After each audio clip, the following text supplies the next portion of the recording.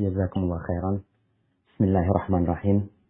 Yang saya hormati Bapak Dekan FKK UNJ, Dr. Muhammad Fakhri. Semoga Allah senantiasa menjaga beliau. Dan yang saya muliakan para peserta yang hadir pada kesempatan kali ini. Assalamualaikum warahmatullahi wabarakatuh. Alhamdulillah, segala puji bagi Allah, Rabbil Alamin. Dialah pencipta alam semesta ini. Dialah yang menciptakan kita, menciptakan orang tua kita, menciptakan negeri kita, menciptakan rezeki kita. Dan kepadanya kelak kita akan kembali.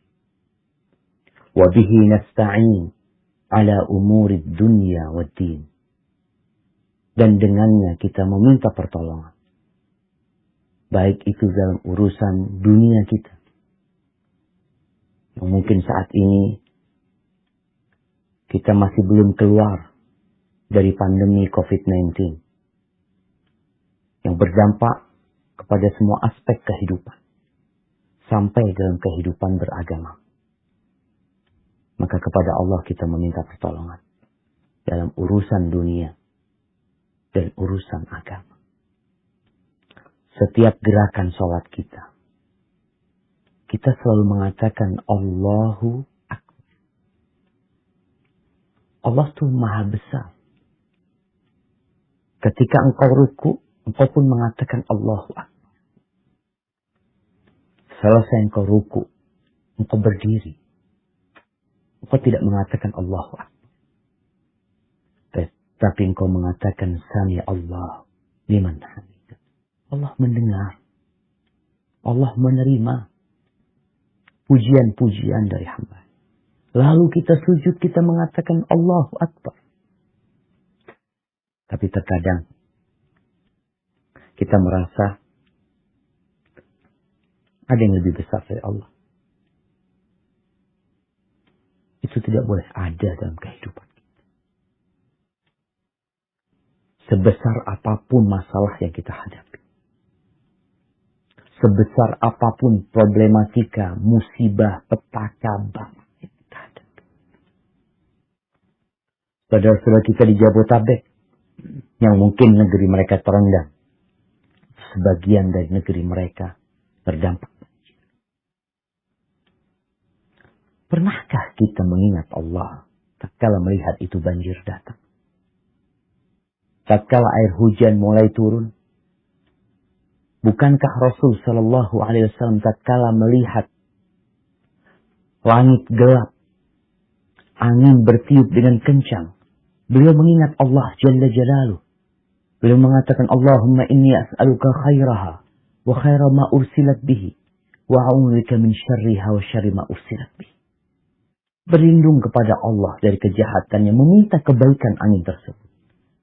Dan tatkala tetesan air itu jatuh ke bumi, beliau mengatakan alaihi salatu wassalam, Allahumma sayyiban nafi'an.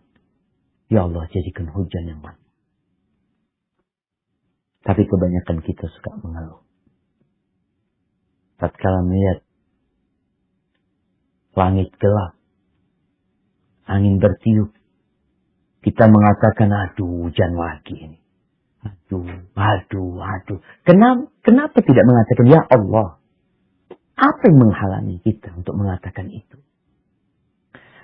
Maka ingat, Alhamdulillahi Rabbil Alamin. Wa bihi nasta'in ala umuri dunya wad din. Wassalatu wassalamu ala sayyidil mursalin. Wa imamil muttaqin. قائد الغر المحجلين نبينا محمد وعلى آله وأصحابه أجمعين. Semoga salawat dan salam senantiasa tercurahkan untuk penghulu para nabi, untuk yang terkemuka di antara semua makhluk Allah Azza wa Jalla, manusia terindah yang pernah menginjakkan kakinya di muka bumi. Dan semoga selalu bersambung untuk keluarga beliau. istri-istri beliau, untuk putra-putri beliau, dan untuk seluruh sahabat Nabi. Semoga Allah meridai kita bersama mereka. Amma ba'd, jamaah rahimakumullah. Yang pertama, saya ucapkan terima kasih ya kepada panitia kajian FKK UNJ. Semoga Allah Jalla Jalaluh memberkahi perjumpaan kita pada pagi hari ini. Ahibati fillah, bicara semuanya akan berakhir. Ya. COVID-19 ini akan berakhir. Yang sedang menjadi dosen, suatu saat akan terhenti langkah. Yang saat ini menjadi dokter, akan ada akhiran dari kehidupan ini. Yang sedang menjadi dekan pun akan berakhir. Yang sedang menjadi rektor pun.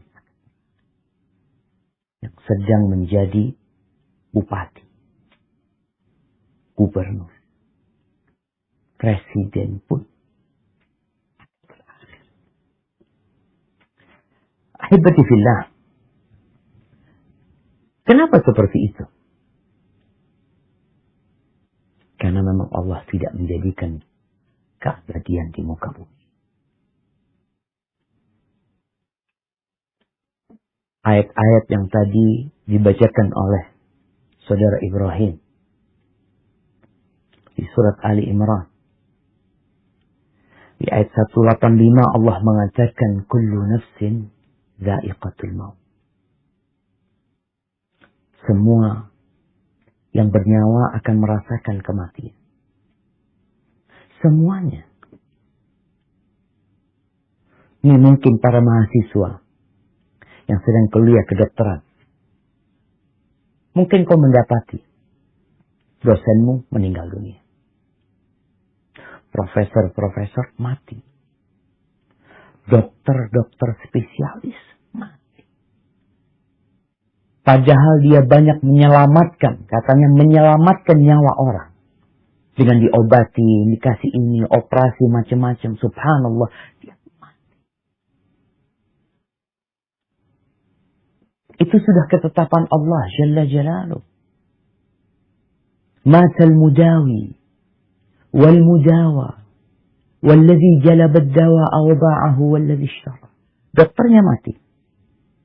Pasiennya juga mati. Yang bikin obat mati. Yang jualan obat mati. Yang mengantarkan obat mati. Kullu nafsin dha'iqatul maut.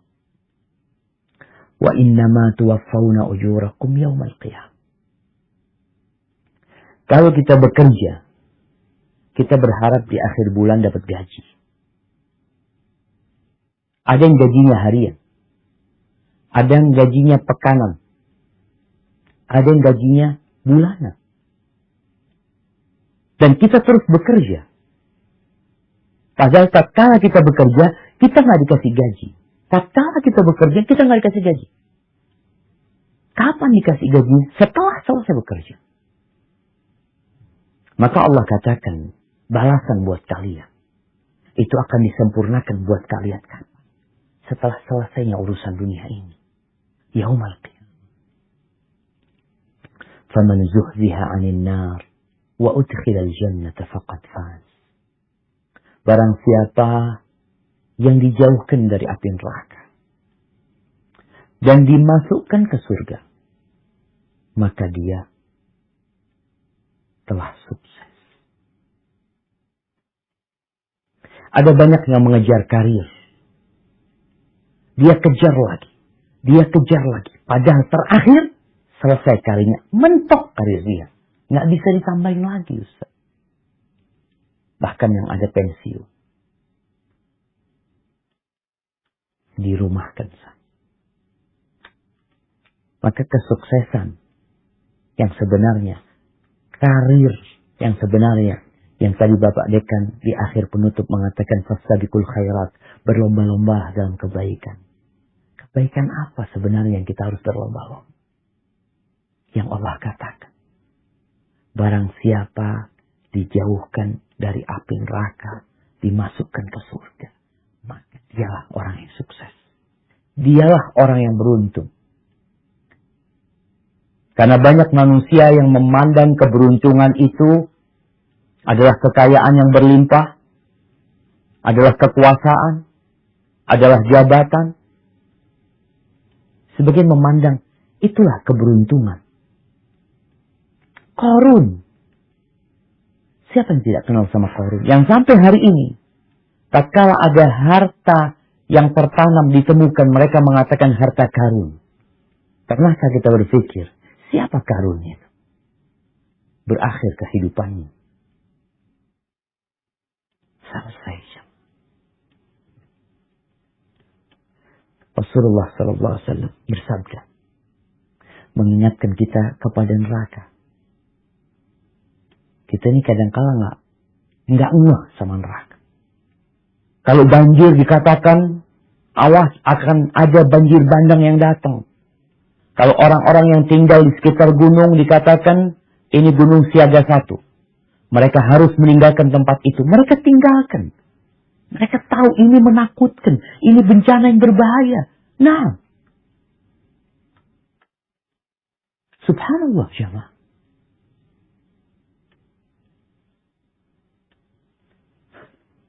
Rasulullah SAW pernah naik di atas mimbarnya. Lalu beliau mengatakan kepada para sahabat, generasi terbaik umat ini. Beliau mengatakan dengan suara yang lantang, Andartukumun nar. Andartukumun nar. Aku peringatkan kepada kalian ada neraka. Ada neraka yang datang. Itu kalau orang di pasar akan mendengar suara Nabi. Karena nggak main-main nerakanya.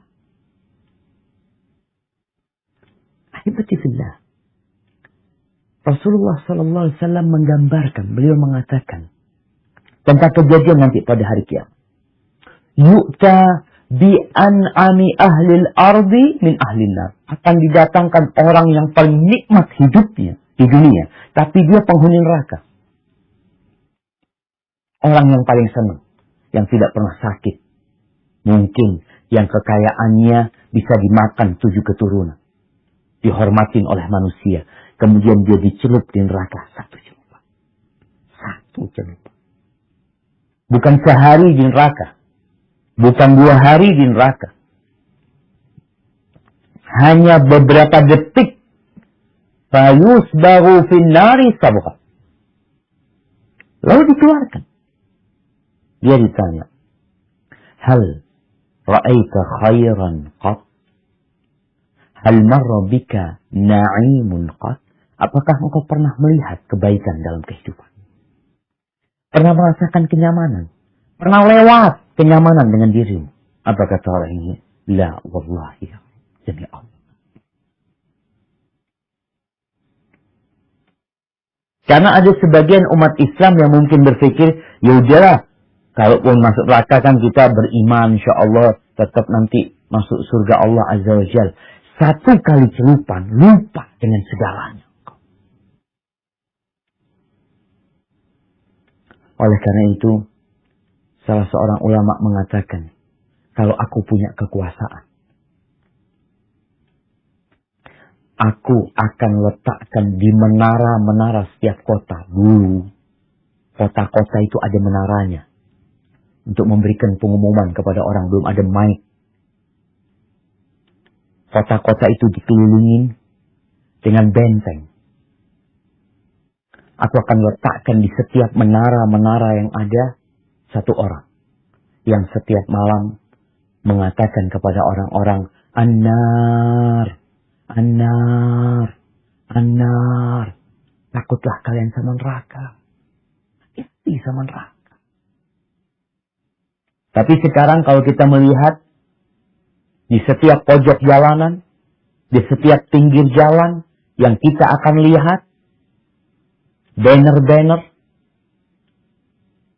yang membuat kita lupa sama neraka. Yang bahkan dapat mengantarkan kita ke neraka. Wa mal hayatud dunya illa mata'. Kehidupan dunia ini tidak lain hanya kenikmatan yang menipu. Nah, jemaah. Kita ini banyak tertipu. Berapa banyak orang yang mengumpulkan harta, tersiksa dengan hartanya, bahkan nggak punya waktu kumpul sama keluarga, tahu-tahu dia tinggalkan semua hartanya. Kenapa? Sudah berakhir hidup dia. Rasulullah Sallallahu Alaihi Wasallam dalam hadis yang diriwayatkan Al-Hakim, beliau bersabda, "Igtanim khamsan qabla khamsin." Beliau memberikan nasihat kepada seorang laki-laki dengan mengatakan, gunakan 5 perkara sebelum datang 5 perkara. Gunakan 5 perkara sebelum 5 perkara. Kenapa? Yang 5 ini akan berakhir. Pasti iya. Karena semua akan berakhir. Yang pertama apa? Beliau mengatakan syababak qabla harami. Masa muda sebelum datang masa tua. Para mahasiswa yang sekarang merasa muda, ingatlah dosen-dosenmu dulu juga muda. Sekarang jadi tua. Gunakan masa muda ini. Yang gak bakal bisa balik tuh masa muda. Karena ada orang yang berpikir akan muda selamanya. Gak ada.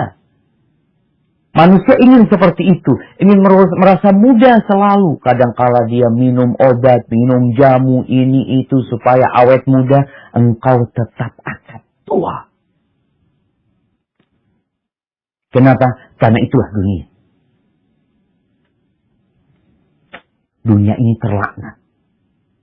Kita ini berada di tempat yang terkutuk. Asal tempat manusia itu di surga Allah Azza wa Jalla. Di tempat yang masa mudanya tidak akan pernah habis. Tidak akan berakhir di sana masa muda.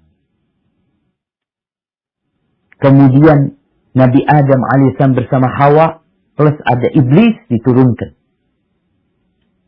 Sebagai hukuman yang Allah berikan. Tapi Allah kesempatan bagi mereka untuk balik ke surga Allah Azza wa Jalla. Maka Nabi alaihi salatu wasallam mengatakan ad-dunya mal'unatun mal'unun ma fiha. Dunia ini terkutuk.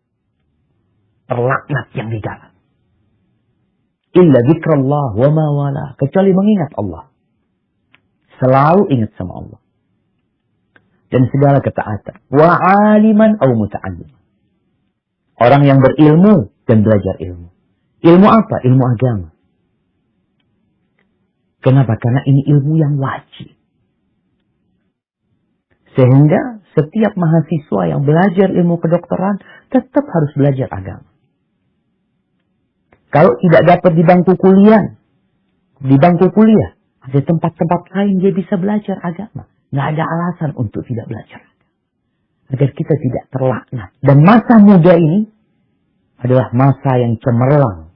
Masa yang sangat indah untuk belajar. Engkau memiliki kekuatan yang tidak dimiliki oleh orang-orang tua. Maka manfaatkan. Untuk belajar. Bisa berlari keliling lapangan 5 kali. Engkau dapat mendaki gunung berhari-hari. Tapi sebagian anak muda tidak mampu berdiri 1 jam menghadap Rabbi. Engkau mampu untuk mendaki gunung berhari-hari, capek, lelah, segala rintangan dan tantangan kau hadapin. Tapi kenapa engkau gak mampu berdiri tiap malam? 1 jam, gak mampu. Setengah jam, gak mampu. 15 menit. 5 menit.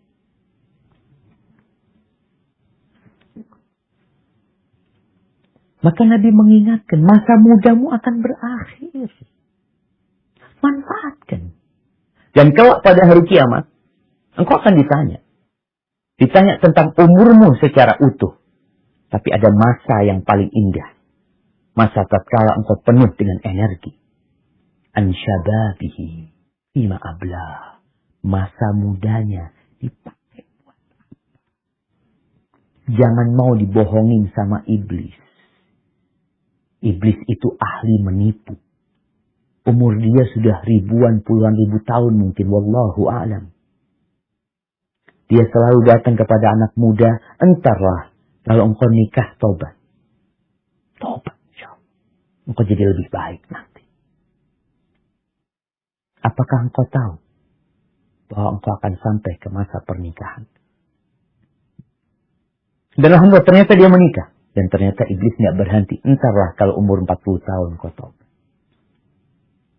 Padahal masa muda, masa yang sangat produktif. Oleh karena itu, tatkala Nabi SAW menyebutkan tentang 7 golongan yang akan mendapatkan naungan dari Allah Azza wa Jalla, salah satunya, wasyabun nasha'a fi ibadatillah. Anak muda yang tumbuh besar mengabdi kepada Allah Azza wa Jalla. Tidak seperti anak-anak muda yang lain. Maka ingat, masa mudamu akan berakhir. Wa sihhataka qabla saqam. Sehatmu sebelum datang masa sakit. Ini sudah takdir ilahi. Kita tuh gak akan sehat terus. Engkau akan sakit. Semua orang pernah sakit. Kalau ada orang yang pernah sakit, bahaya. Bahkan Nabi SAW pernah bertanya kepada seorang badui. Ditanya, apakah engkau pernah terkena ummu miljam? Demam atau apa? Engkau pernah pusing? Enggak. Tak pernah. Terus orang itu pergi. Kata Nabi SAW, barang siapa yang melihat orang dari penghuni neraka, lihat kepada fulan. Kita akan tiba sakit. Dan sakit itu penghapus dosa. Pengangkat derajat. COVID-19 yang menimpa negeri kita. Salah satunya untuk menghapuskan dosa-dosa kita. Agar kita kembali kepada Allah Azza wa Jalla. Tapi sebelum masa sehatmu hilang, ini yang sekarang sehat. Mungkin bisa lihat berapa banyak dokter-dokter yang terpapar COVID-19. Berapa banyak orang-orang yang gagah yang terpapar COVID-19. Maka sebelum engkau sakit, manfaatkan waktu sehatmu ini untuk ibadah. Untuk hal-hal yang bermanfaat dunia dan akhiratmu. Ada orang-orang yang sakit tatkala sudah tergeletak di atas ranjang. Tatkala dia sudah mulai sulit untuk berjalan, dia mengatakan, ya Allah, aku kepingin umrah, aku kepingin haji. Ini juga banyak anak-anak muda yang nunda berangkat umrah, yang nunda berangkat haji. Padahal dia sudah mampu sejak umur 30 tahun. Kenapa baru berangkat umur 50 tahun? Ketika umur 30 tahun dia muda, dia sehat sehingga bisa beribadah secara maksimal. Tapi berangkat ketika sudah tua, ketika sudah sakit-sakitan. Sehingga pelaksanaan manasik hajinya nggak bisa sempurna. Kan udah dikasih tahu sama Nabi. Masa sehatmu sebelum kau sakit. Wa ghinaka qabla sakrik. Dan masa kayamu sebelum datang tuh yang namanya kemiskinan buat engkau. Sebelum engkau jadi gak punya apa. Jangan menunda-nunda bersedekah. Berbagi. Di masa sulit seperti sekarang ini. Ketika saudara-saudara kita terdampak bencana alam. Atau terkena COVID-19. Terdampak ekonomi mereka dan kita punya kelebihan harta. Segera kita bantu mereka. Sebelum datang suatu hari ketika Allah mengatakan wa anfiqu mimma razaqnakum, dan berinfaklah kalian dari apa yang kami berikan kepada kalian. Jadi yang kita berikan dari harta kita itu milik Allah. Allah yang kasih sama kita. Maka tatkala seorang muslim mendapatkan rezeki, Jangan pernah mengatakan, oh ini karena usahaku, karena hasil kerjaku, karena jerih payahku, karena kecerdasanku, karena ilmuku, karena keuletanku, karena kegigihanku. Engkau siapa?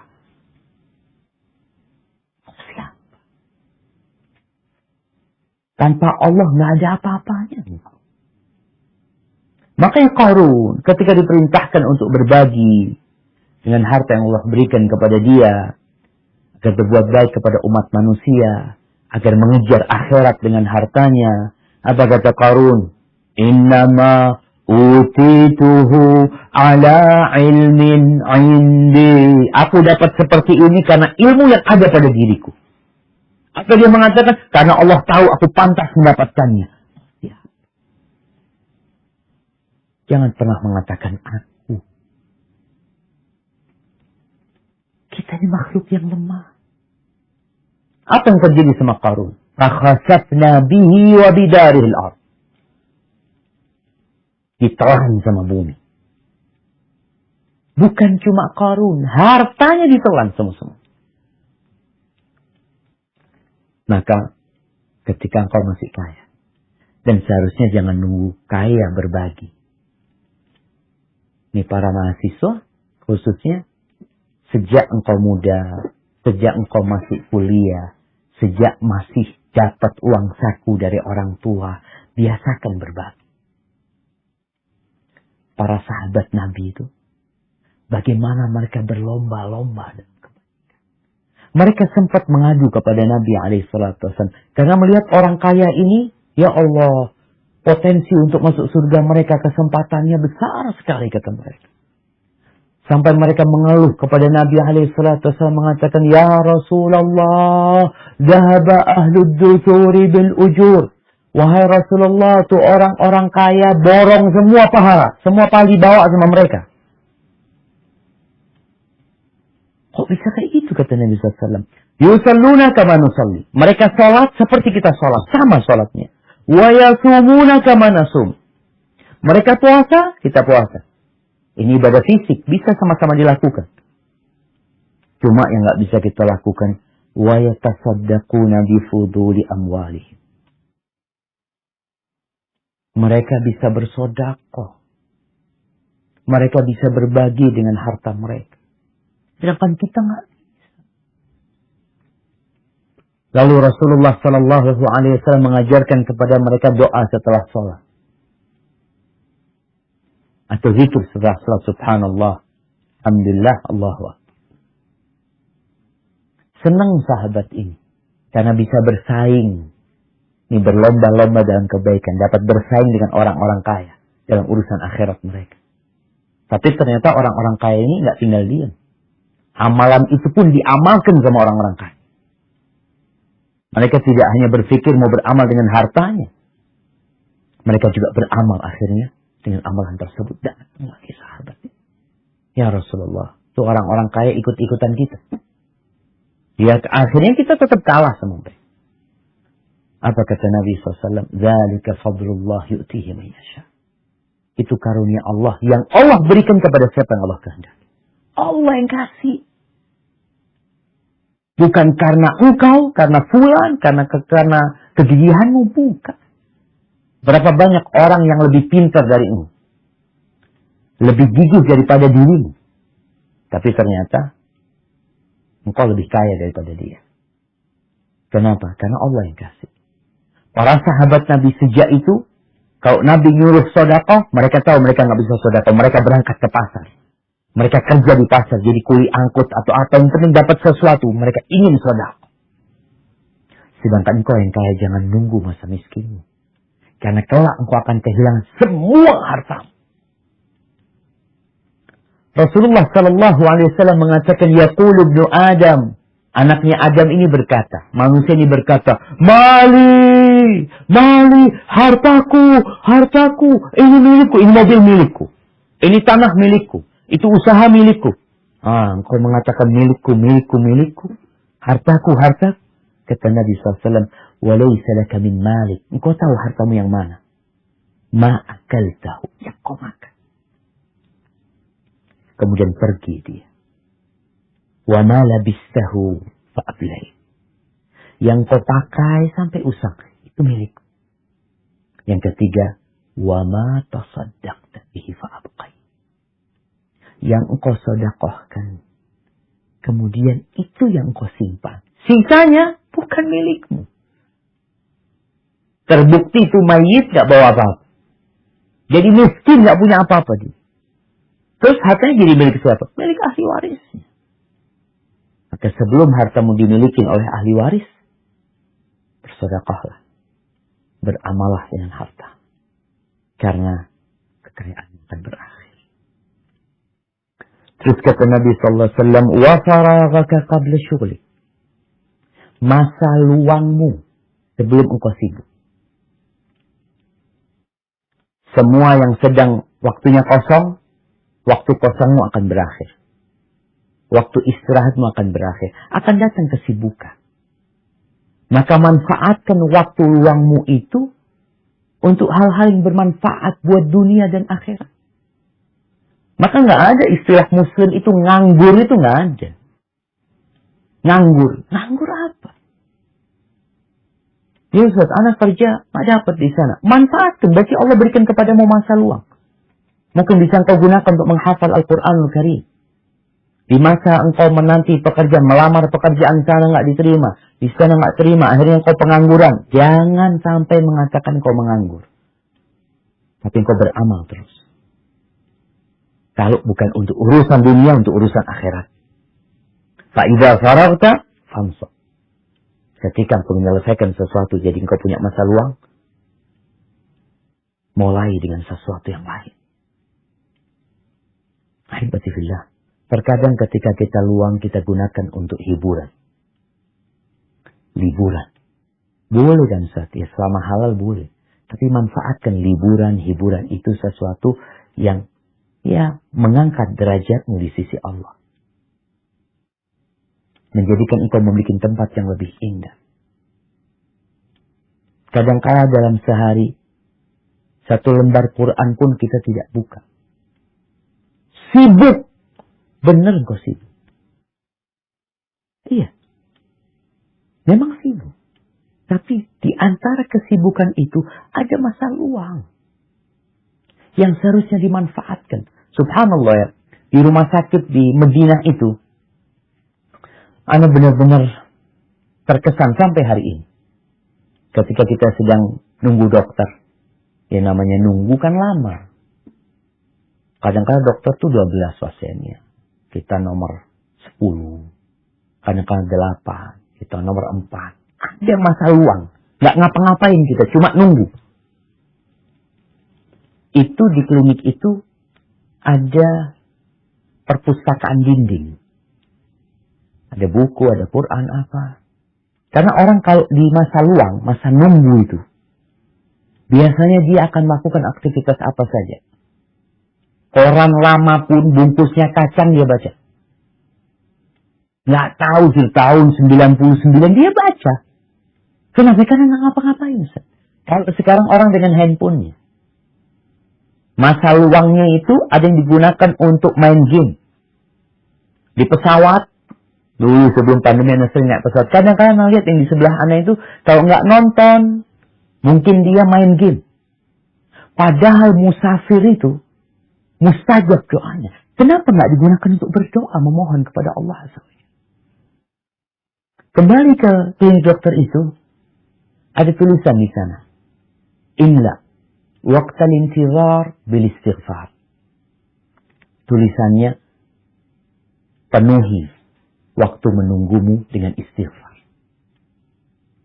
Kesempatan yang jemaah. Waktu kosong itu kesempatan. Engkau bisa berzikir. Mengucapkan la ilaha illallah. Wahdahu la syarika lah. Lahul mulku wa lahul hamdu wa huwa ala kulli syai'in qadir. Mungkin engkau bisa dapat 50 sampai dokternya datang. Mungkin engkau bisa bersalawat kepada Nabi alaihissalatu wasallam 100 kali sampai dokternya datang. Ini kesempatan. Orang-orang yang nyetir mobil sendirian, Masya Allah. Itu waktu yang indah. Dia kosong, apa-ngapain, nggak ada. Gunakan, manfaatkan waktu itu untuk beribadah kepada Allah Azza wa Jalla dengan lisanmu. Maka sekali lagi, manfaatkan waktu kosongmu sebelum sibuk. Karena kekosonganmu akan berakhir. Yang terakhir Nabi SAW mengatakan, wahayataka qabla mautik. Masa hidupmu sebelum kematian itu tiba. Ahibati fillah. Kematian itu datang gak kenal umur. Gak kenal umur. Jangan pernah berpikir, ya orang tua itu akan mati lebih dahulu.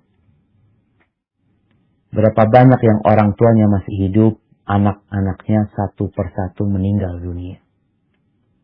Dan syaitan akan datang mengatakan kepadamu, udahlah, nanti kalau sudah tua, engkau beribadah kepada Allah. Apakah engkau lupa anak-anak muda yang mati tabrakan? Yang mati tenggelam? Yang mati karena longsor? Yang mati dalam kondisi sedang enak-enak mancing di bawah arus. Banyak. Maka persiapkan diri kita. Setiap hari kita bersiap diri. Setiap engkau mau tidur, engkau sudah mengatakan, Bismillahirrahmanirrahim, amutu wa ahya. Ya Allah, dengan namamu aku mati. Ketika di pagi hari ternyata kita masih hidup. Apa yang kita katakan? Alhamdulillah, alladzi ahyana ba'dama amatana wa ilaihin nusyur. Segala puji bagi Allah yang menghidupkan kita setelah Dia mematikan kita, dan kelak kepada kita akan kembali. Dan ketika kematian datang, ya, keluargamu mungkin akan mengingatmu beberapa lama. Murid-murid ya akan mengingat ada profesor fulan ya. Masya Allah orangnya baik, ada dosen fulan. Tapi setelah itu engkau akan ditinggal. Kenapa? Udah selesai kehidupanmu di muka bumi. Udah berakhir. Maka sebelum berakhir, beramal. Perbaiki ibadahmu. Yang sudah merasa baik, hendaklah lebih baik lagi. Karena ada orang yang sholat selama 60 tahun. Inna rajula la yusalli salata 60 sana. 60 tahun dia sholat, dia ibadah. Walam tuqbal lahu sholat. Satu pun sholat yang gak ada yang diterima. Maka ini kesempatan. Selama hayat masih dikandung badan, berarti kita masih bisa memperbaiki. Tapi tatkala kematian tiba, ya udah selesai. Itu amalan kita udah selesai. Terus gimana dengan kitanya? Ya, tergantung apa amalanmu sebelum engkau mati. Hada wallahu a'lam bishawab. Itu yang bisa ana sampaikan pada kesempatan kali ini. Kurang lebihnya mohon maaf. Ana kembalikan ke MC. Jazakumullah khair.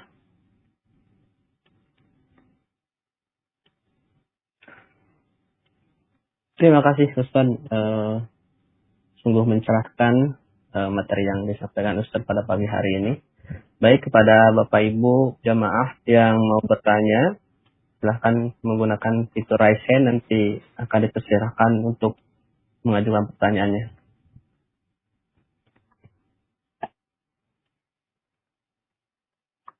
Jika belum ada, saya sampaikan juga nih ada pertanyaan dari chat, melalui chat. Saudara Renaldi Mulyono. Di sini Ustaz saya bacakan pertanyaannya. Assalamualaikum warahmatullahi wabarakatuh. Waalaikumsalam warahmatullahi Bila wabarakatuh. Anda ingin bertanya kepada guru Anda, Ustaz Syafiq Ridal Salama, pertanyaannya, pertama, salah satu golongan yang akan mendapatkan naungan dari Allah Azza wa Jalla kelak di padang mahsyar adalah seorang pemuda yang tumbuh dewasa dalam beribadah kepada Allah Azza wa Jalla. Pertanyaan, berapakah batasan usia pemuda dalam hadis tersebut itu dalam syariat Islam? Dan pertanyaan kedua, apakah boleh Anda mendoakan keburukan untuk orang ahli maksiat yang mempermainkan dan mengolok-olok agamanya sendiri serta mengajak orang lain dalam kemaksiatan? Jazakumullah. Nah, barakallahu fikum. Ya jemaah, kalau bicara masa muda itu dimulai dengan baligh. Itu awal masa muda. Kemudian dia akan lanjut sampai umur 33 tahun. Dikatakan itu puncaknya masa muda. Lalu nanti akan berakhir masa muda itu tatkala umur 40 tahun. Itu akhir batas dari masa muda. Akan tetapi ada orang yang alhamdulillah Ustaz, dia sampai umur 20 tahun tidak benar. Artinya tumbuhnya dia dari kecil itu mungkin pernah mengalami masa kemaksiatan. Bahkan mungkin dia nggak sholat. Tapi alhamdulillah dia ketika umur 20 tahun dia bertobat. Ada yang bertobat ketika umur 30 tahun. Ada yang bertobat ketika umur 33 tahun. Itu semua masa muda. Tapi tumbuh, besar, beribadah kepada Allah terus dia nggak masuk. Tapi ada masa muda dia yang digunakan untuk ketaatan kepada Allah Azza wa Jalla. Jadi itu fase masa muda. Ketika umur 40 tahun itu akhir dari masa muda dan itu masa kesempurnaan manusia sebenarnya. Orang sudah menjadi dewasa, sudah matang ya. Tapi yang jelas masa muda itu dari baligh sampai umur 40 tahun. Sehingga kalau ada orang yang sebagian masa muda dengan kemaksiatan dan setelah itu dilanjutkan dengan ketaatan kepada Allah, semoga tetap dia mendapatkan naungan tapi sesuai dengan ibadah dia. Karena nggak sama orang yang dari kecil tumbuh beribadah kepada Allah sampai dia habis masa mudanya, tapi ada yang dipakai untuk kemaksiatan di sebagian masa muda dia. Adapun pertanyaan kedua, mendoakan keburukan buat pelaku kemaksiatan. Yang mungkin disebutkan tadi, dia suka memperolok-olok agama. Mengajak orang berbuat kemaksiatan. Sebenarnya boleh-boleh saja mendoakan keburukan buat orang-orang yang seperti itu. Akan tetapi, tatkala kita mendoakan kebaikan buat mereka agar dapat hidayah, itu akan lebih indah sebenarnya. Kita mintakan hidayah buat mereka. Namun, Allah tidak melarang. Allah Azza wa Jalla mengatakan, La yuhibbullahu al-jahra bisu'i minal qawli illa man zulim. Allah nggak suka ucapan-ucapan keburukan, doa-doa keburukan, kecuali untuk orang yang dizalimi. Khususnya nih, buat orang yang dizalimin, maka dia diperbolehkan untuk mendoakan kehancuran buat orang yang menzalimin dia. Namun pelaku-pelaku kemaksiatan, Allah mengatakan la'natullah 'alal zalimin, laknat Allah buat orang-orang yang melakukan kezaliman. Sehingga tatkala kita melihat kondisi di masyarakat, ada tokoh-tokoh yang mungkin mereka ya banyak mudaratnya, yakni keberadaan mereka lebih banyak mudaratnya daripada manfaatnya, kita bisa doakan semoga Allah memberikan hidayah kepada mereka atau semoga Allah membinasakan mereka. Itu yang bisa kita lakukan. Rasulullah sallallahu alaihi wasallam pernah berdoa, Allahumma a'izzal Islam bi ahabbir rajulaini ilaik. Ya Allah, muliakan agama ini dengan salah satu dari dua orang yang lebih engkau cintai. Siapa dua orang itu? Umar bin Khattab atau Amr bin Hisham. Umar bin Khattab atau Abu Jahal. Yani dua tokoh ini sangat berpengaruh sekali ketika berada di kota Mekah. Nabi ingin salah satunya itu jadi pendukung dakwah ini dan didoakan kebaikan. Maka yang lebih baik tadi kalau kita melihat ada orang-orang yang bisa ya kita minta kepada Allah agar mereka dapat hidayah, itu akan lebih baik buat kita dan itu lebih banyak dilakukan oleh Rasulullah sallallahu alaihi wasallam. Ketika beliau diusir dari Taif setelah dilemparin batu, beliau juga diusir dari kota Mekah.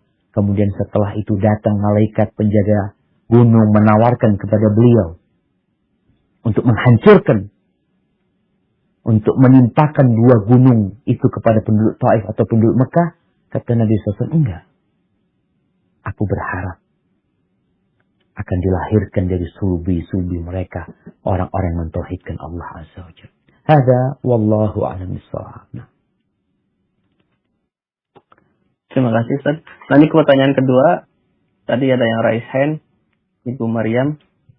Boleh disampaikan pertanyaannya?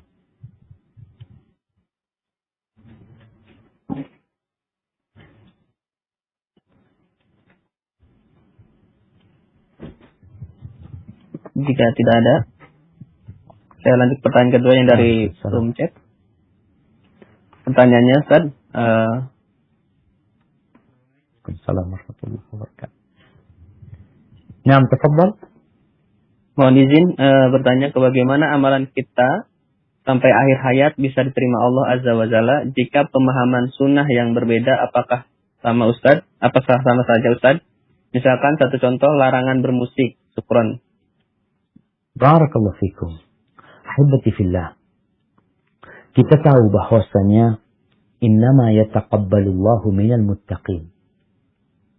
Allah hanya akan menerima dari orang-orang yang bertakwa. Tatkala manusia beramal, belum tentu amalnya diterima. Walaupun sesuai dengan sunnah yang dia kerjakan. Karena syarat diterimanya amalan itu dua. Hendaklah kita memperhatikan dua persyaratan ini. Kalau tidak, kita akan jadi orang-orang yang merugi. Orang-orang yang lelah bekerja, tapi mengira amalannya baik. Apa dua syarat tersebut? Yang pertama adalah ikhlas lillahi ta'ala. Ikhlas. Memurnikan niat hanya untuk Allah SWT. Tidak ria, tidak berharap pujian. Yang kedua, amalannya sesuai dengan syariat Nabi Muhammad SAW. Ibadahnya itu sesuai. Maka yang Allah katakan, fawailul lil musallin, celakalah buat orang-orang yang sholat. Celaka. Orang sholat, bayangin, orang sholat masuk neraka. Iya. Kok bisa? Karena tidak memenuhi persyaratan. Ditolak amalannya. Alladzinahum an salatihim sahun. Mereka adalah orang-orang yang lalai dengan sholatnya. Sholat semau dia. Rukun sholatnya yang nggak dipenuhi, ya. Waktu sholatnya semau dia. Gerakan sholatnya ya apa mau dia. Tanpa mengikuti aturan yang ada. Nggak diterima. Alladzina hum yura'un. Mereka lihat. Mereka hanya ingin dipuji, disanjung sama orang. Ditolak amalannya. Adapun ketika ada beberapa pemahaman yang berbeda. Contohnya mungkin masalah yang dicontohkan masalah musik. Yang memang kita lihat ada sedikit ulama yang mungkin berpandangan nggak masalah selama tidak melalaikan. Tapi kita melihat jumhur ulama dari kalangan imam yang empat. Dari mulai Imam Abu Hanifah, Imam Malik, Imam Syafi'i, Imam Ahmad. Mereka seakan-akan bersepakat tentang haramnya hal itu. Gimana kalau mamanya ada perbedaan di sini nantinya. Nanti pada hari kiamat itu akan ada penimbangan amalan.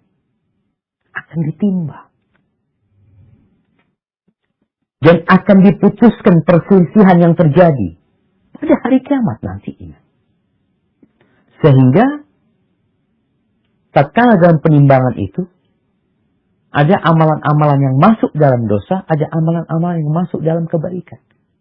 Faman saqulat mawazinuhu fahuwa fi 'aisyatir radiyah. Barang siapa yang amal kebajikannya lebih banyak, tuh dia punya dosa ini itu macam-macam. Dia mungkin punya 1000 dosa, tapi dia punya kebaikan 2000 kebaikan yang diterima sama Allah. Sehingga dalam timbangan Allah akan menghapuskan dosa-dosa dia. Karena lebih berat amal kebajikannya. Hadza wallahu a'lam bissawab. Lanjut pertanyaan kedua Ustaz, terima kasih. Pertanyaan kedua dari Umunai.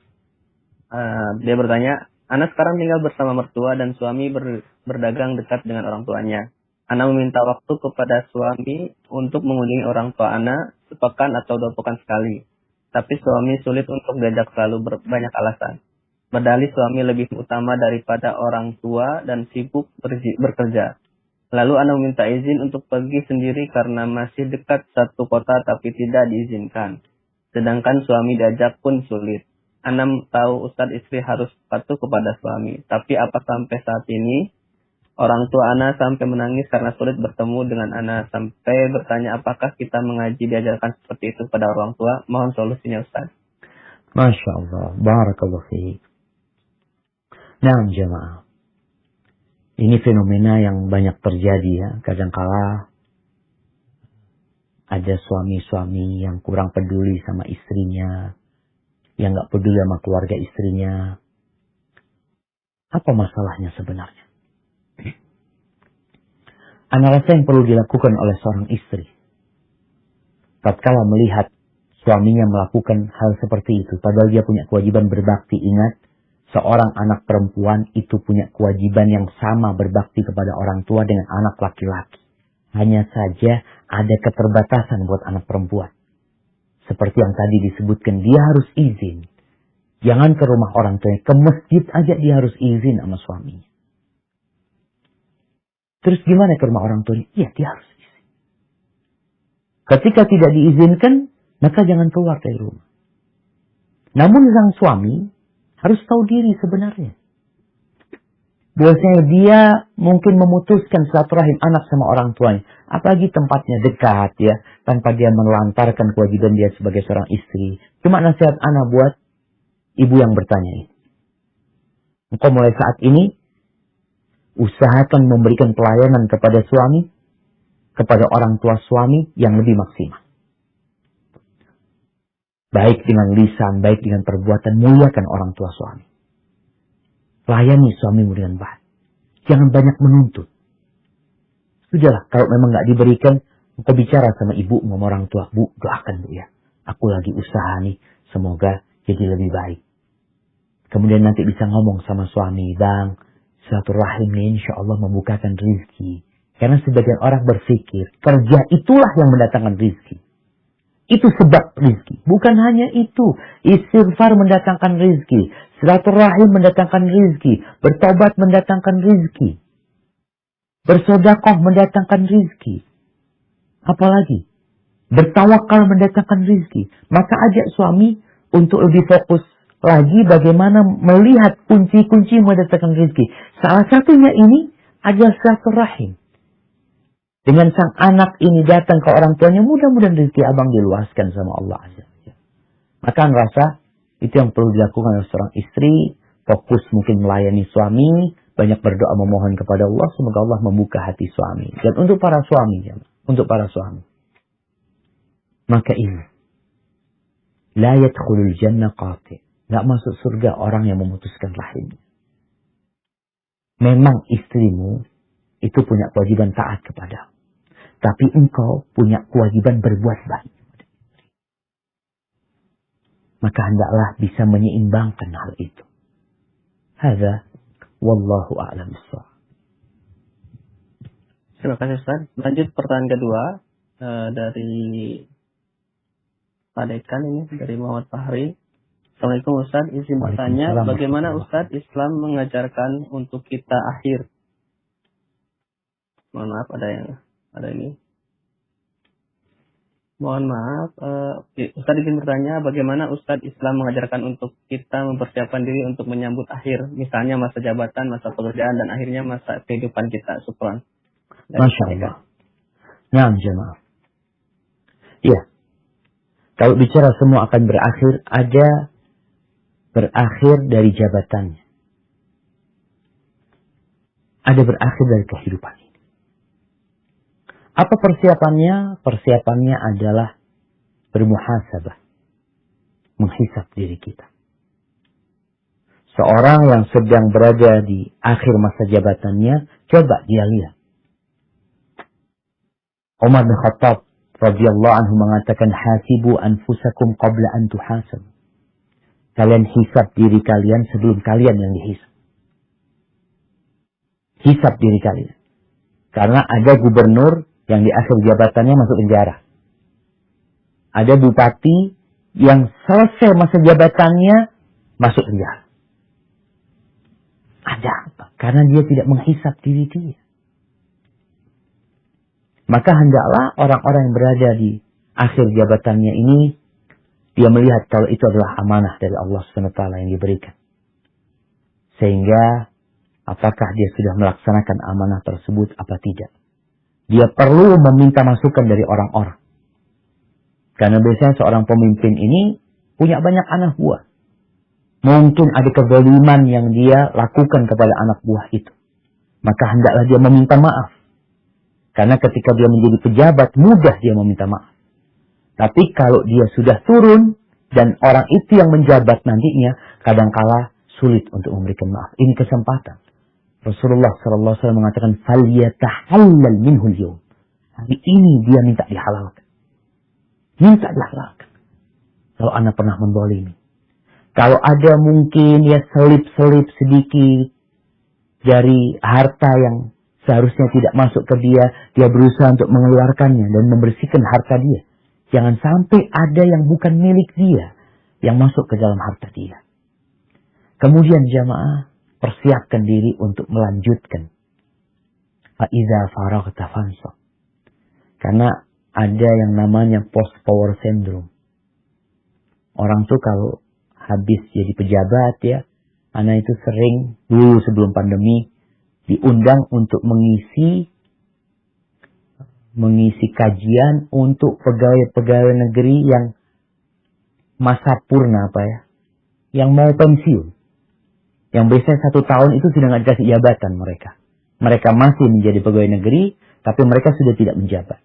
Biasanya ada masalah dengan dia. Yang biasanya dihormati, yang biasanya dihargai. Maka mempersiapkan itu dengan banyak-banyak beristighfar, mendekatkan diri kepada Allah SWT karena yakin semua akan berakhir. Dan innamal a'mal bil khawati. Amalan itu ikut penutup. Ikut penutupnya. Kalau ternyata selama 5 tahun menjabat dia itu baik, tapi sebelum menjabat dia melakukan satu tindakan yang tidak etis, maka selesai. Begitu pula dalam kehidupan ini. Bagaimana kita mempersiapkan diri untuk berakhirnya hidup kita di dunia ini. Dengan memperbanyak bekal, dengan menghisap diri kita. Apa sudah cukup kira-kira bekal yang Anda bawa? Lihat tadi, amalan-amalan kita. Kalau mungkin kita sudah beramal, lihat kira-kira diterima nggak amalan kita? Ada 2 syarat. Anak ikhlas nggak ya di sedekah? Anak umroh itu ikhlas nggak? Anak waktu haji itu ikhlas nggak? Kayaknya enggak sih anak waktu itu. Anak kayaknya dulu mau haji itu karena mau jadi bupati. Mau jadi gubernur. Aja. Anak berjumpa dengan orang yang memang dia mau mencalonkan jadi gubernur waktu itu. Ya dia berangkat haji supaya ada gelar H di depan nama dia. Kita perlu lihat apakah ikhlasan. Yang sudah beramal ini dikoreksi. Kalau belum, ya bertobat kepada Allah. Minta maaf sama Allah. Minta ampun sama Allah. Kemudian dengan memiliki program dalam kehidupan untuk melanjutkan setelah kita bermuhasabah, kita jadi tahu apa kekurangan kita, apa yang harus kita lakukan. Jangan sampai kita meninggal dunia, seperti tadi. Jangan sampai kita meninggalkan jabatan, masih ada hak orang lain yang ada pada diri kita. Karena mereka akan menuntut kita kelak pada hari kiamat. Hadza wallahu a'lam bissawab. Terima kasih. Lanjut pertanyaan kedua, saya utamakan dulu yang menggunakan raise hand. Saudara Teguh Agus Waharyuda. Mohon host untuk di-unmute yang bersangkutan.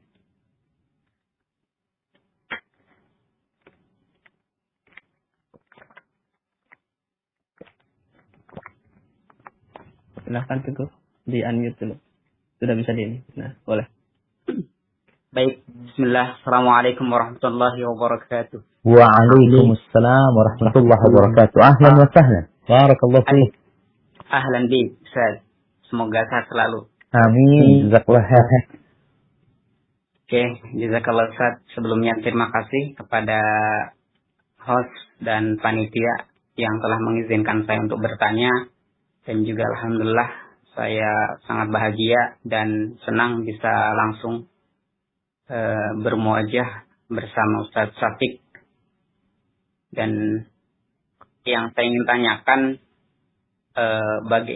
pertanyaan pertama yaitu bagaimana sih Ustaz agar kita senantiasa dalam hidayah Allah, karena dalam hidup kita tanpa hidayah itu sangat rugi pada saat mungkin di akhir hayat kita mungkin tidak mendapat hidayah dari Allah Subhanahu wa taala. Mungkin itu sangat perlu dari saya sendiri mungkin dan para jemaah.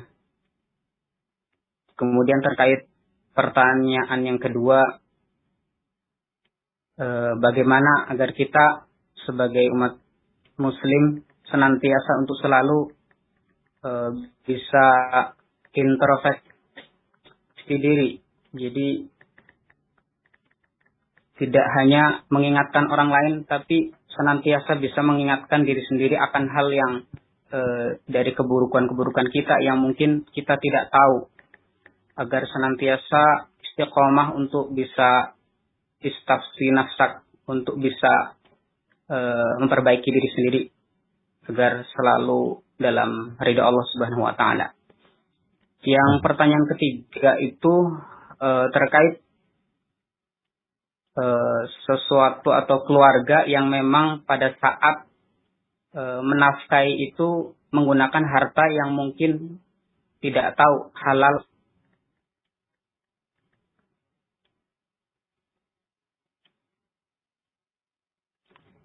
Kayaknya di mute suaranya, maafan suaranya bro. Nafkah? Nah, Karir dari mana Ustaz? Yang nafkah, yang terakhir, yang nafkah dari untuk keluarga. Yang ketiga? Baik. Terkait nafkah untuk misalkan menafkahi keluarga dari harta yang mungkin harta riba, misalkan dari pegawai bank dan lain-lain, kemudian dari segi korupsi, mungkin ada yang korupsi tapi tidak tahu dari keluarga itu bahwa sebetulnya ada harta yang memang bukan haknya, dalam artian untuk menafkahi keluarganya. Bagaimana itu, apakah keluarga itu senantiasa dalam lindungan Allah ataukah bisa mungkin dibenarkan untuk bisa lebih baik gitu? Bagaimana pendapat? Barakallahu fiik. Wa iyyakum, masyaallah. Jazakallahu khair. Nah, jemaah, ini pertanyaan yang menarik ya. Karena kalau kita bicara semua akan berakhir, tapi bagaimana kita husnul khatimah? Bagaimana akhiran kita itu baik? Semua orang mati kita lihat, orang baik mati, orang jahat juga mati gitu. Tapi ada orang yang baik matinya su'ul khatimah. Ada orang yang jahat gak benar, tapi subhanallah Zat, kita lihat di akhir hayatnya tobat dia. Apa yang harus kita lakukan supaya kita bisa menjaga hidayah ini sampai ajal menyebut kita? Rasulullah SAW berdoa. Sering kali beliau mengatakan, Ya muqallibal qulub, tsabbit qalbi ala dini. Wahai yang membolak-balikan hati, tetapkan hatiku di atas agama. Karena seringnya Nabi baca doa itu sampai seorang sahabat bertanya, Ya Rasulullah, atakhafu alaina? Engkau takut sama kita dengan masa depan kita? Iya, kata Nabi. Kenapa? Karena hati manusia berada di tangan Allah Azza wa Jalla. Allah bolak-balikan semau Allah. Maka untuk menjaga hidayah itu, hendaklah kita berdoa, terus berdoa. Inilah salah satu rahasia kenapa dalam sehari semalam kita mengatakan ihdinas siratal mustaqim, itu paling sedikit 17 kali. Terus kita mengatakan ihdinas siratal mustaqim, ihdinas siratal mustaqim. Karena tadi dikatakan banyak fitnah, banyak godaan. Banyak orang-orang yang kemarin pakai jilbab, jilbabnya dilepas. Banyak orang yang kemarin muslim, hari ini murtad. Iya. Kita pun nggak tahu. Maka kita perlu meminta kepada Allah Azza wa Jalla. Rabbana la tuzigh qulubana ba'da idh hadaitana wa hab lana min ladunka rahmah innaka antal wahhab. Nabi juga berdoa, Allahumma a'udzu bika an yatakhabbatani syaitan 'indal maut. Aku memohon kepadamu jangan sampai disesatkan syaitan ketika mati. Karena syaitan tidak berhenti untuk menggoda manusia selama hayat masih di kandung badan. Yang kedua, setelah berdoa, segera beramal, jangan menunda-nunda. Rasulullah SAW mengatakan kepada para sahabatnya, Badiru bil a'mal. Segera kalian beramal. Segera beramal. Fitanan kaqita'il lailil muzlim. Sebelum datang fitnah-fitnah, kekacauan-kekacauan, godaan-godaan yang seperti potongan malam yang gelap gulita.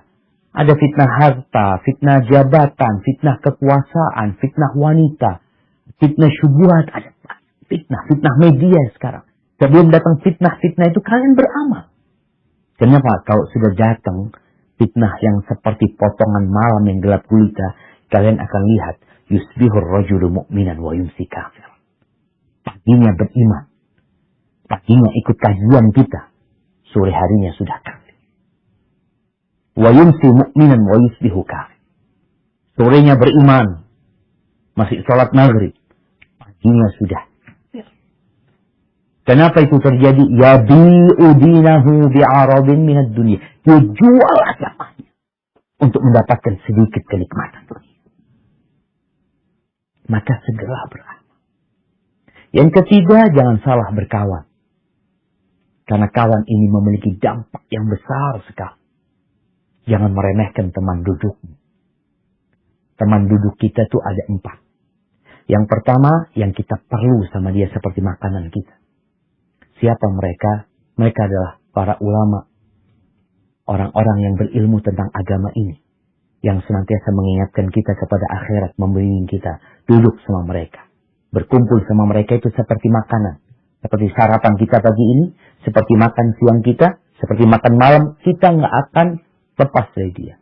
Yang kedua, duduk sama orang yang seperti obat. Obat. Kapan obat itu dimakan? Ketika perlu. Inilah teman-teman duduk yang urusan dunia. Kita punya kolega bisnis, ya, kita duduk sama mereka, urusan dunia. Sudah selesai. Seperti obat aja. Jangan kemudian orang bisnis sama fulan, udah, dia bisnis, akhirnya kumpul sama fulan, ngobrol lagi ba'dal isya. Bisnisnya udah selesai tadi siang. Kemudian waktunya habis untuk ngobrol sama mereka, yang nggak jadi obat lagi. Obat itu secukupnya kau minum. Yang ketiga, ada teman duduk yang seperti penyakit. Kalau engkau kumpul sama mereka, engkau akan sakit. Siapa?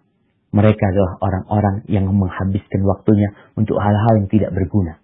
Bukan pelaku maksiat mereka, tapi ya untuk hal-hal yang kurang berguna kumpul sama mereka. Ngobrol sana, ngobrol sini, jalan-jalan sana. Bukan maksiat ya. Tapi ini bisa jadi penyakit buat antum nantinya. Teman duduk yang keempat adalah yang seperti racun. Siapa? Para pelaku maksiat, pelaku dosa. Kalau antum duduk sama mereka, mungkin antum merasa, enggak, anda bisa jaga diri. Pulang, racunnya sudah masuk ke tubuh antum. Maka teman duduk ini penting. Agar kita tetap bisa istiqamah di atas hidayah Allah. Carilah kawan-kawan yang mengingatkan kepada Allah Azza wa Jalla. Adapun pertanyaan yang kedua berkaitan bagaimana supaya kita ini ya bisa selalu introspeksi diri kita ya, supaya kita bisa memperbaiki, supaya kita bisa lebih baik lagi. Ibnu Qudamah rahimahullahu taala mengatakan bahwasanya ada 4 langkah untuk mengetahui kekurangan diri kita, aib yang ada di diri kita, sehingga kita bisa memperbaiki. Yang pertama yaitu duduk sama para ulama. Sama seorang yang alim, yang ngerti tentang penyakit-penyakit jiwa. Kalau kita duduk sama mereka, dia akan mengetahui, oh engkau itu kayak gini, oh seharusnya kayak gini. Karena kita itu kalau diam, kita merasa paling baik di dunia ini. Maka kita perlu arahan. Yang kedua, cari kawan. Kawan yang baik, yang jujur.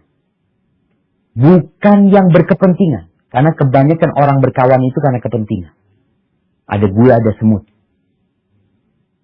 Tapi sekarang bagaimana kau mencari kawan? Katakan kepada kawan baikmu. Tolong kau tegur aku. Kalau kau melihat sesuatu yang tidak pantas aku kerjakan, tolong kau dikasih tahu. Tapi teman ini sulit ya. Dapat teman kayak gitu. Tapi carilah, insya Allah kau dapat. Kalau nggak dapat, yang ketiga. Manfaatkan kritikan-kritikan dari orang-orang yang membencimu. Kalau kawan nggak ada orang-orang yang nggak suka sama kita, yang sukanya mengkritisi kita, mengatakan fulan, iya.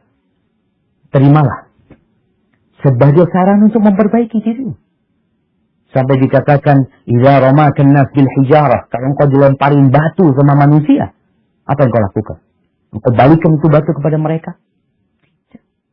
Kumpulkan batu-batu tersebut. Engkau tangkap, engkau kumpulkan. Gunakan batu-batu tersebut untuk membangun anak tangga menuju kesuksesan diri. Kemudian yang keempat, dengan cara berinteraksi dengan masyarakat. Supaya kita tahu apa sih yang disenangi sama masyarakat, ya. Apa itu hal-hal yang mungkin masyarakat nggak suka sebenarnya. Mungkin di kitab nggak ketemu kita. Nggak dapat tuh. Tapi kita dapat dari bergaul dengan masyarakat. Semoga dengan cara itu kita bisa memperbaiki diri kita.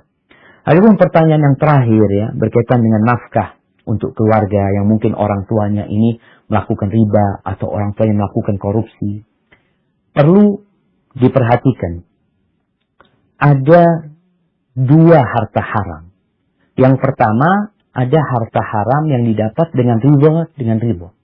Seperti riba. Orang itu riba sama riba. Ya sudah, kau mau? Oh iya mau, sudah. Dapat tuh dia. Ingin 1 juta ya? Kau bayar 1.100.000. Nah, ini riba dengan riba. Tapi ada yang tidak dengan keribaan. Contohnya apa? Korupsi. Karena ini dua contoh yang berbeda. Kalau bicara harta haram yang didapatkan dengan riba, kalau itu diberikan kepada orang lain, maka insya Allah aman buat orang tersebut. Ketika kita tahu pun dia kerja di tempat bank, kemudian dia uangnya digunakan untuk transaksi sama kita, atau diberikan kepada anaknya, yang anak itu mendapatkan sebagai nafkah, dia tidak melakukan riba. Toko yang menerima pembayaran dari orang yang melakukan riba, itu dia menerimanya sebagai jual beli. Maka nggak masalah insya Allah. Yang kedua, yang didapat dengan tidak freezone, salah satunya korupsi. Nggak boleh. Kenapa? Ini hartanya orang. Mau dipindah ke anak, haram. Mau diberikan kepada pemilik toko, haram. Tapi kalau nggak tahu, selesai. Namanya orang nggak tahu, maka nggak apa-apa buat dia. Tapi kalau kita tahu, ini orang hasilnya korupsi, kemudian dia beli mobil sama kita, tak tahu pulang korupsi. Karena dia cerita, alhamdulillah Anda bisa ngambil ini, maka haram engkau menerima uangnya. Karena uang itu bukan milik dia. Hadza wallahu a'lam bishawab. Itu yang bisa Anda sampaikan, dan semoga kita terjaga dari harta haram. Anda kembalikan ke pembawa acara. Jazakumullah khair. Jazakallah khairan katsir wa barakallah. Wafikum wa habibi hayakumullah. Terima kasih Ustaz. Di kolom chat ini cukup banyak pertanyaan. Dan mungkin sebetulnya tidak bisa juga dijawab semua. Karena waktu sudah menunjukkan waktu jam 8. Jaminan dari Ustaz Syafiq sendiri, apakah berkenan masih untuk menjawab? Ataupun untuk dicukupkan? Masya Allah. Mungkin kalau mau 2 pertanyaan lagi nggak apa-apa. Oke. Saya cari dulu pertanyaannya Ustaz. Ini dari Dr. Serial. Assalamualaikum. Waalaikumsalam. Ustaz, mohon penjelasan lebih lanjut mengenai 60 tahun ibadah, satupun sholat tidak diterima. Hadis apa? Kenapa? Masya Allah. Nah, jemaah.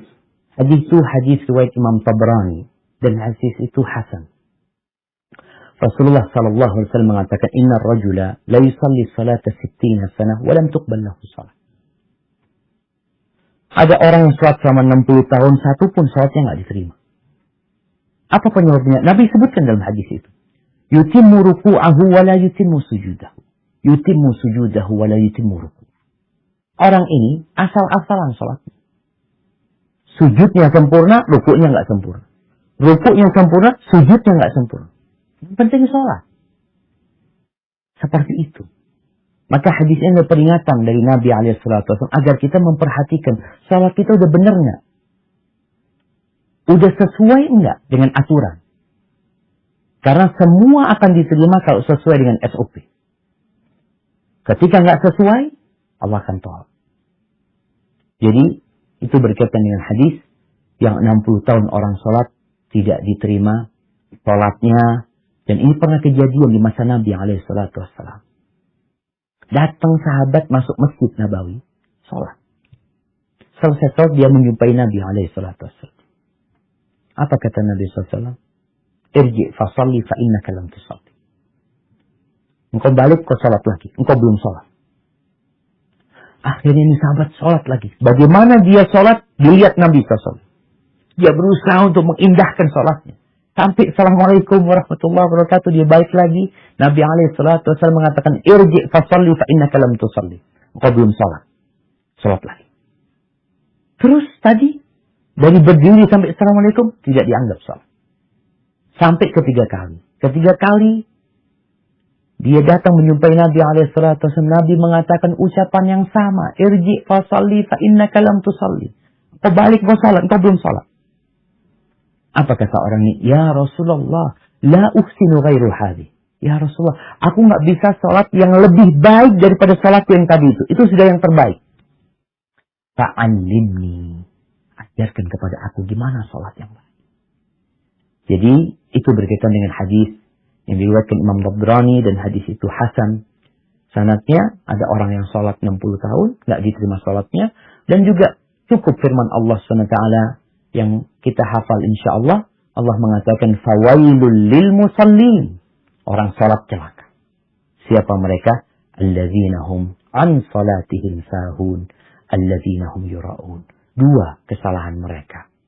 Mereka lalai dengan salatnya, tidak memenuhi standar. Dari mulai gerakan, bacaan, waktunya. Yang kedua, yura'un. Mereka tidak ikhlas.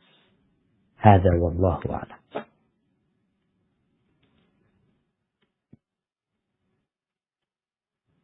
Terima kasih Ustaz. Satu lagi pertanyaan. Ini ada cukup banyak pertanyaan, saya pilih salah satunya. Ini dari mahasiswa. Yang sudah raise hand ada 2, saya pilih 1 dari Saudari Maria Eka. Silahkan untuk host diizinkan untuk meng-unmute mikrofonnya.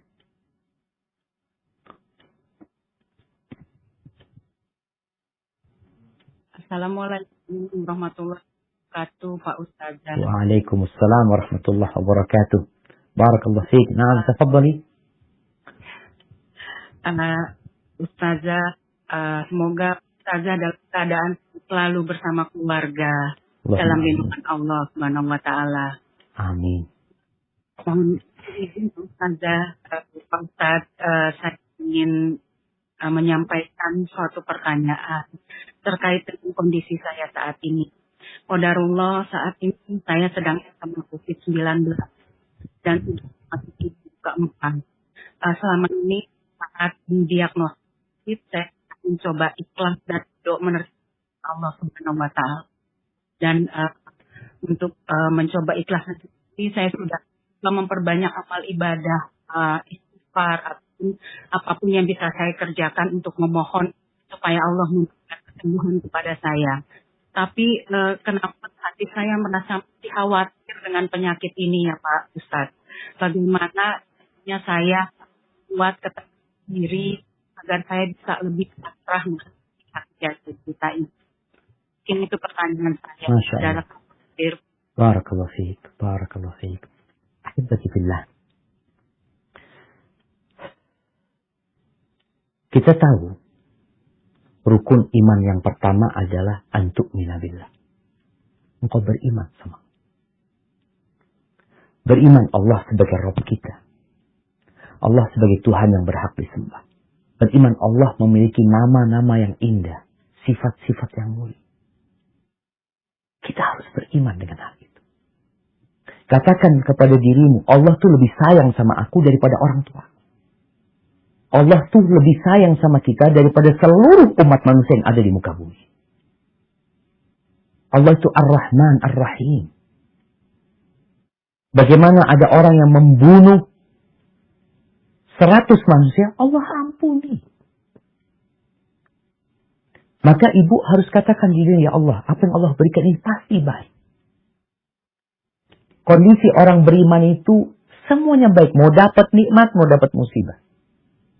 Mungkin ibu dalam kondisi yang ibu tidak sukai. Tapi bisa jadi yang ibu tidak sukai ini, itu lebih baik buat ibu. Kata Nabi SAW, kalau Allah itu meletakkan derajat yang tinggi buat seorang hamba, yang tidak dapat diraih dengan amalannya, Allah kasih musibah buat orang itu. Agar ibu bisa sampai ke derajat itu. Dan COVID-19 yang menimpa ibu akan menghapuskan dosa-dosa. Sedang dibersihkan. Kita ngeliat baju yang penuh dengan noda. Ketika dibersihkan, dia digosok, dicelup lagi, kemudian disikat lagi. Nanti akhirnya seperti apa? Agar dia bersih dan putih. Bagaimana Rasul sallallahu alaihi wasallam mengatakan wala yazalul bala'u bimri'in. Ada orang yang kena balak terus sampai dia berjalan di muka bumi ini tanpa dosa. Walaysa alaihi khati'ah, enggak punya dosa dia. Maka ibu berbaik sangka sama Allah Azza wa Jalla. Allah menginginkan kebaikan buat ibu. Dan lihatlah kepada yang lebih susah dari ibu. Banyak yang lebih parah dari ibu. Kemudian ibu melihat kepada nikmat Allah yang Allah berikan kepada ibu. Berapa lama ibu terkena COVID-19? Baru sebulan mungkin. Atau baru berapa hari? Baru 2 bulan. Selama ini ibu hidup sehat. Maka semoga penyakit itu bisa mengangkat derajat dan menghapuskan dosa. Wa asa an takrahu syai'an wa huwa khairul lakum. Bisa jadi yang ibu benci itu baik buat ibu. Dan sebaliknya, bisa jadi yang ibu sukai itu buruk buat ibu. Kenapa? Wallahu ya'lam wa antum la ta'lam. Allah lebih tahu ibu. Kita nggak tahu. Maka serahkan sama Allah ya. Lihat bagaimana nabi-nabi sebelumnya. Lihat bagaimana Nabi Ayub dikasih cobaan sama Allah. Bagaimana Nabi Yusuf. Bagaimana Nabi Ya'qub ya. Semua dikasih bala sama Allah SWT.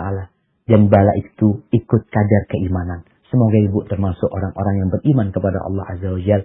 Dihapuskan dosanya, diangkat derajatnya. Dan diberikan kesembuhan dari penyakit yang menimpa ibu. Hadza wallahu a'lam bishawab.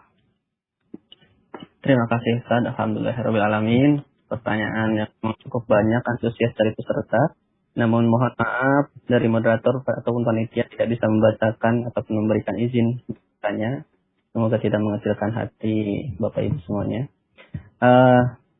Baik, untuk mengakhiri, mari kita sebutkan dulu sedikit bahwa misalnya kita harus ingat kita semua akan mati. Orang-orang yang bernyawa itu akan mati dan akan dibangkitkan kembali. Ada namanya hari di mana itu yang kekal untuk kita semuanya. Dan semoga kita termasuk orang-orang yang biasa terus mempersiapkan diri untuk menambah bekal kita di akhirat nanti. Semoga kita dimatikan dalam keadaan husnul khotimah. Terima kasih Ustaz. Mari kita akhiri dengan pengajian hari ini dengan bersama-sama baca al-Lafaz doa kafaratul majlis. Subhanaka Allahumma wa bihamdika asyhadu an la ilaha illa anta astaghfiruka wa atubu ilaik. Terima kasih Ustaz. Barakallahu fikum. Akhiri dengan bersama-sama alhamdulillahirabbil alamin. Kurang dan lebihnya mohon maaf. Nasrun minallah wa fathun qarib. Wa basyiril mu'minin. Wassalamualaikum warahmatullahi wabarakatuh.